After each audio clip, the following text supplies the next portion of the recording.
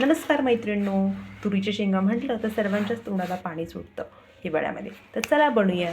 त्यासाठी घेतले आहे सोललेले सोले, मिरची, लसण आणि कोथिंबीर.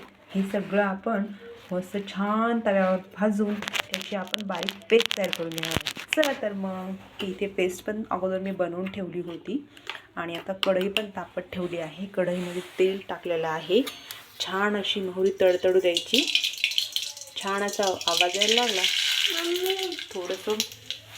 थोडंसं आपण त्याच्यामध्ये कोथिंबीर घालून घेऊया आणि जे काही आपण सारण बनवलं होतं ते आपण त्याच्यामध्ये ॲड करूया.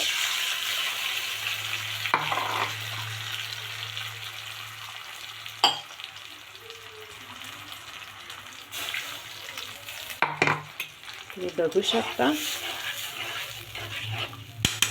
छान हे त्याला फोडणी बसलेली आहे आणि फोडणी जर छान बसली तर वास पण खूप सुंदर असं सुगंध घरात सुटलेला आहे.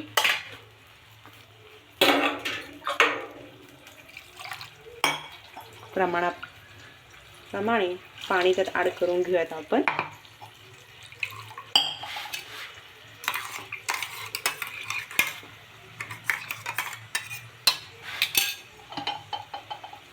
छान पाणी ॲड करून ठेवलं की मग